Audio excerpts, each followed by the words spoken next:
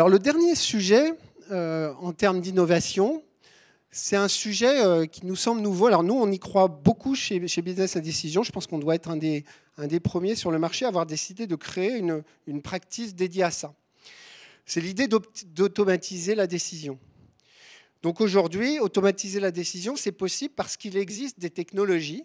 Alors ces technologies, elles avaient des noms un peu abscons. Par exemple, il y avait la notion de Business Rules Management System.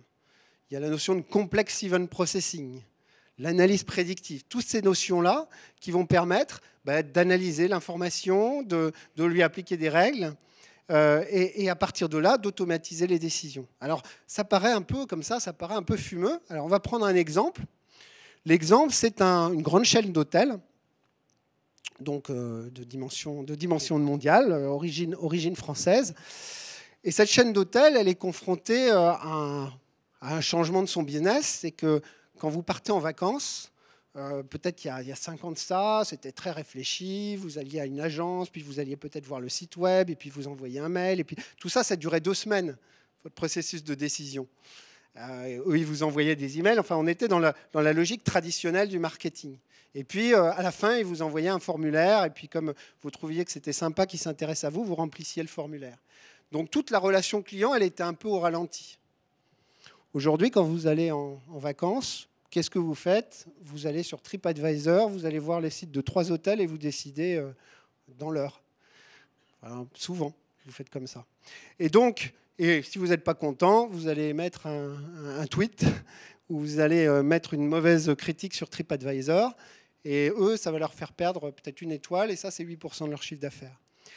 Donc, cette chaîne d'hôtels, leur enjeu, c'est de pouvoir réagir en temps réel. C'est-à-dire que quand vous les appelez ou quand vous allez sur leur site web, d'être capable tout de suite de comprendre que vous n'allez jamais dans la chaîne low cost, par exemple, ou que vous êtes plutôt famille. Donc, si on vous propose l'hôtel de famille, c'est bien.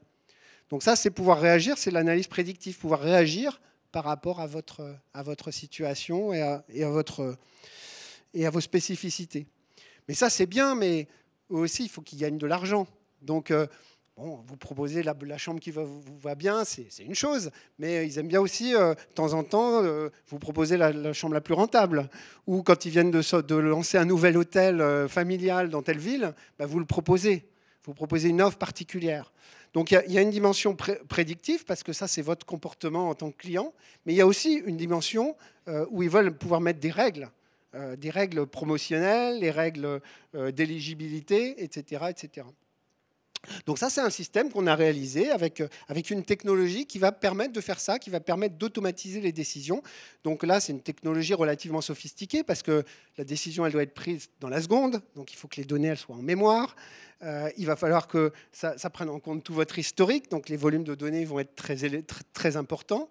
Il va falloir des systèmes un peu sophistiqués de règles prédictives, etc. Donc c'est un système à la fois sophistiqué, mais en fait, on le voit avec un gain qui est très important. Donc cette notion de decision management, on pense que c'est quelque chose qui va se répandre dans les entreprises, c'est-à-dire que progressivement, vous allez commencer à dire mais quelles sont les décisions qu'on peut automatiser dans mon entreprise et comment je vais mettre en place les systèmes pour pouvoir le faire.